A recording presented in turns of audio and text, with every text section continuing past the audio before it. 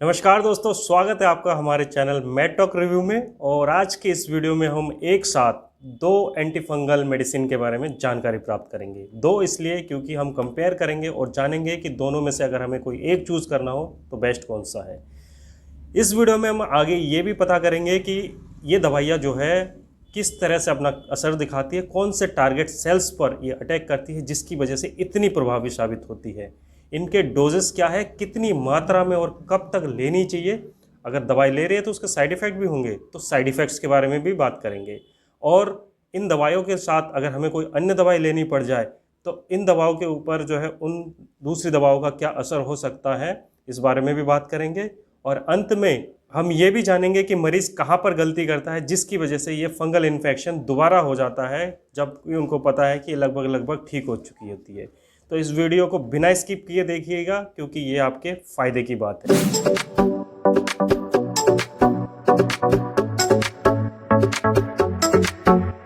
Ketoconazole azole antifungal drug है और ये फंगस के सेल वॉल के बनने के लिए जो एर्गोस्ट्रोल की आवश्यकता होती है उसको बनने नहीं देती, क्योंकि एर्गोस्ट्रोल के बनने के लिए भी एंजाइम की ज़रूरत होती है। तो कीटोकोनाजोल जो है उन एंजाइम्स पर अपना असर दिखाती है जिसकी बदौलत एर्गोस्ट्रोल नहीं बन पाता, और एर्गोस्ट्रोल की वजह से जो है नहीं बनने की वजह से वॉल्स, उसकी जो फंगल के जो सेल वॉल है वो ठीक तरह से काम नहीं करते और सेल वॉल नहीं बन पाते। और जिस तरह से ह्यूमन सेल्स में जो है कोलेस्ट्रॉल की आवश्यकता होती है सेल्स को ज़िंदा रहने के लिए, उसी तरह एर्गोस्ट्रोल भी ज़रूरी होती है फंगस सेल वॉल को ज़िंदा रहने। एट्रोकोनाजोल भी सेम कीटोकोनाजोल की तरह ही काम करती है, सेम जो है एर्गोस्ट्रोल बनने से रोकती है और अपना असर दिखाती है।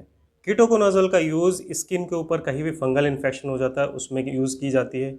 नाखूनों के ऊपर जो फंगल इन्फेक्शन हो जाती है, जैसे कि मोटे मोटे हो जाते हैं, तो उसमें भी इसका यूज़ किया जाता है।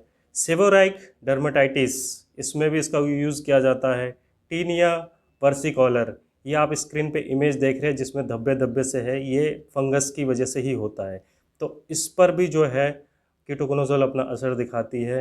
इस इमेज में आप म्यूकोसल कैंडिडियासिस को देख रहे हैं जिसमें वाइट कलर का कुछ आपको दिखाई दे रहा है, ये बेसिकली फंगल इन्फेक्शन की वजह से हुआ है। कॉक्सीडियोमाइकोसिस, जिसमें कि ज़मीन पर जो है मिट्टी में जो फंगस पाए जाते हैं, जब हम उनको सांस के द्वारा अंदर ले लेते हैं तो ये हमारे सिस्टम में जाके अटैक करती है। प्लास्टोमाइकोसिस में जो है स्किन के ऊपर कुछ इस तरह के इमेजेस हो जाती है, लेकिन ये इससे कहीं ज़्यादा खतरनाक होता है, क्योंकि जब हम सांस के द्वारा इसके स्पोर्स, फंगस के स्पोर्स जो है अंदर ले लेते हैं तो लंग्स के ऊपर जो है आप देख पा रहे हैं कि कुछ इस तरह के जो है फंगल इन्फेक्शन वगैरह आपको दिख रही है, ये लंग्स के अंदर भी हो जाता है, जो कई बार बहुत ही खतरनाक और जानलेवा भी होती है। हिस्टोप्लाज्मोसिस तब होता है जब हम किसी चिड़िया घर या फिर उसके चमगादड़ जहाँ पे बहुत अधिक मात्रा में है उनके बीड्स वगैरह जिस मिट्टी में पड़े रहते हैं और हम उसके आसपास जाएं और वहाँ पर फंगस वगैरह बहुत ज़्यादा हो, जब हम उनको सांस के द्वारा अंदर ले लेते हैं तो हिस्टोप्लाज्मोसिस की समस्या होती है। इसमें बहुत तेज़ बुखार वगैरह आता रहता है, जैसे कि कोई भी वायरल फीवर वगैरह होता है उसी तरह के इसके लगभग लगभग सिम्टम्स होते हैं। और ये भी कई बार बहुत ज़्यादा जानलेवा होता है क्योंकि ये सीधे जो है लंग्स पर अटैक करती है। इसके अतिरिक्त कीटोकोनाजोल का यूज़ डर्मेटोफाइटोसिस में, जो शरीर पर कहीं पर भी किसी भी तरह के जो है आपके दाद खाज खुजली वगैरह होती है, उनमें भी जो है इसका यूज़ किया जाता है। कीटोकोनाजोल स्किन पर लगाने के लिए ऑइंटमेंट के फॉर्म में आते हैं और मौखिक रूप में ये टैबलेट के फॉर्म में आते हैं। 200 mg की इसकी स्ट्रेंथ होती है। कीटोकोनाजोल के बहुत सारे ब्रांड्स हैं जिसमें फाइटोरॉल, फंगिसाइड, नेजराल जैसे बहुत ही टॉप क्लास के ब्रांड नेम्स के साथ जो है आपको ईजिली किसी भी मेडिकल स्टोर पर मिल जाएंगे। तो कीटोकोनाजोल का पहला यूज़ भी जो है आप स्किन और नेल्स के फंगल इन्फेक्शन में कर सकते हैं। एस्परगिलोसिस, जो कि सांस के द्वारा अंदर ली जाती है और फेफड़ों से रिलेटेड ये इन्फेक्शन क्रिएट करती है। अगला है क्रिप्टोकोकस फंगल इन्फेक्शन। ये क्रिप्टोकोकस फंगी की वजह से होता है जो कि सीधा ब्रेन के सेल्स पर या फिर उसकी स्किन पर जो है फंगल इन्फेक्शन क्रिएट कर देती है और साथ में लंग्स में भी जो है ये फंगल इन्फेक्शन को डेवलप करती है। इसके अतिरिक्त ये दवा कीटोकोनाजोल की तरह ही हिस्टोप्लाज्मोसिस, ब्लास्टोमाइकोसिस और शरीर के ऊपर जो है कहीं पर भी दांत के इन्फेक्शन वगैरह होते हैं तो उनमें भी ये दवा बहुत अच्छे से काम करती है। एट्राकोनाजोल लगाने के लिए अलग अलग मेडिसिन्स के साथ कॉम्बिनेशन में जो है ऑइंटमेंट फॉर्म में आती है और मौखिक रूप से लेने के लिए कैप्सूल फॉर्म में आती है। Candy force, candy state, candy ट्राल जैसे कुछ एक बहुत ही फेमस ब्रांड्स है जो कि आपको इजीली मिल जाएंगे। कीटोकोनाजोल को वयस्कों के लिए 200 से 400 mg के बीच डिसाइड की जाती है। 200 mg की कैप्सूल जो है आप सुबह और शाम दिन में एक एक कैप्सूल 2 बार तक ले सकते हैं और लगाने वाली जो ऑइंटमेंट है वो उसे भी आप दिन में 2 बार लगा सकते हैं। 2 साल से ऊपर के बच्चों के लिए 3 से 6 mg पर kg वेट के हिसाब से डिसाइड की जाती है और इस दवा को जो है दिन में 1 बार दी जाती है। कीटोकोनाजोल को 4 सप्ताह से लेकर 6 महीने तक लेने के लिए आपको डॉक्टर प्रिस्क्राइब कर सकते हैं। इट्राकोनाजोल को 100 mg से लेकर 400 mg के बीच दिन में 1 बार मौखिक रूप से 4 सप्ताह से लेकर 6 महीने तक दी जाती है, जब तक कि जो सिम्टम्स है पूरी तरह से ख़त्म ना हो जाए। अब हम जानते हैं कि मरीज़ जो है गलती कहाँ करता है, क्योंकि दोस्तों जो ये एंटी फंगल ड्रग्स है ये बहुत स्लो धीरे धीरे काम करती है। तो मरीज़ क्या करते हैं कि 15 दिन तक गोली ले ली, उनको पूरा रिलीफ दिख गया, स्किन पे कोई भी परेशानी नहीं है, उन्होंने दवाई बंद कर दी बिना डॉक्टर के परामर्श के। 15 दिन के बाद देखते हैं कि फिर से वापस वही चीज़ें आ जाए और इस तरह की समस्या से जो है बार बार जूझते रहते हैं और परेशान होते रहते हैं।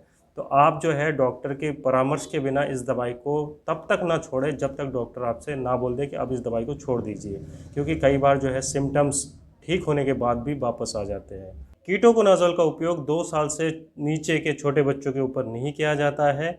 इसके अलावा हाइपर सेंसिटिव लोगों में, प्रेगनेंसी और लैक्टेटिंग मदर यानी कि जो माता स्तनपान कराती है उन पर भी इस दवा का उपयोग नहीं करना चाहिए। सेम इसी तरह इट्राकोनाजोल भी 2 साल से नीचे के बच्चों में, गर्भ अवस्था में और जिनको लीवर की समस्याएं है, लीवर डिजीजेस है, उनमें भी जो है इट्राकोनाजोल का उपयोग नहीं करना चाहिए। जब कीटोकोनाजोल या इट्राकोनाजोल का यूज़ किया जाता है तो कुछ एक कॉमन साइड इफ़ेक्ट्स देखने को मिलते हैं जो कि हर दवाई के साथ आपको देखने को मिलते हैं।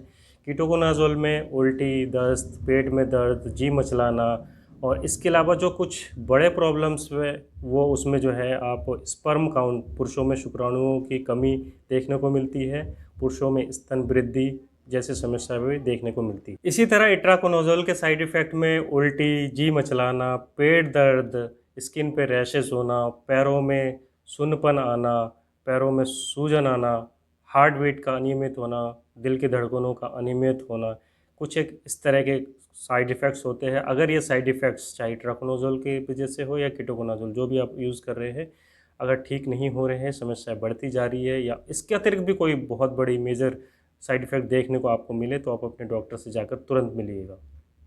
कई बार ऐसा भी होता है कि हमें एक साथ जो हमारी दवा है उसके अतिरिक्त भी वो हमें कोई दूसरी दवा यूज़ करनी पड़ती है और उन 2 दवाएं आपस में इंटरेक्ट करती है और एक दूसरे के असर को बढ़ा देती है, कोई साइड इफ़ेक्ट बढ़ा देती है।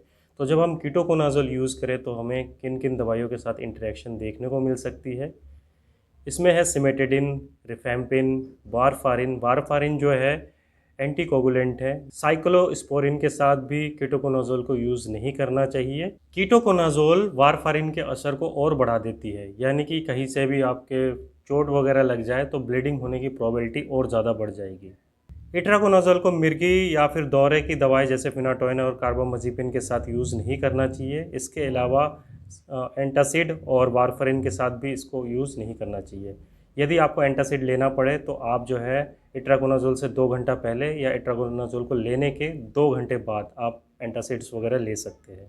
यदि आप इट्राकोनाजोल और कीटोकोनाजोल को लेने वाले हैं तो डॉक्टर के परामर्श के अनुसार लें और इन बातों का आप विशेष रूप से ध्यान रखें कि डॉक्टर ने जो आपको डिसाइडेड डोज बताई है आप उसी अनुसार लें, समय समय पर लें।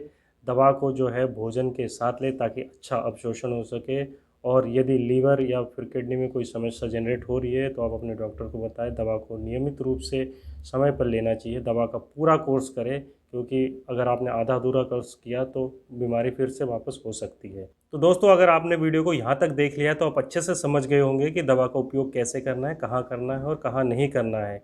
अब हम जानते हैं कि इन दोनों में से बेहतर कौन सा है। तो दोस्तों इट्राकोनाजोल जो है कीटोकोनाजोल के मुकाबले बेहतर मेडिसिन है, ये बहुत तेज़ी से अपना असर दिखाती है। इट्राकोनाजोल खासकर नेल और स्किन इन्फेक्शन में, इट्राकोनाजोल अच्छे से एब्जॉर्ब होता है। तो दोनों दवाओं के अपने फ़ायदे और नुकसान हैं। डॉक्टर की सलाह से ही दवाई का चयन करें और वीडियोस देखने के लिए आप हमारे मेडटॉक रिव्यूज़ को सब्सक्राइब कर लीजिए और अन्य वीडियोस के लिए प्लेलिस्ट सेक्शन चेक कीजिए। फिर मिलते हैं नेक्स्ट वीडियो में। धन्यवाद।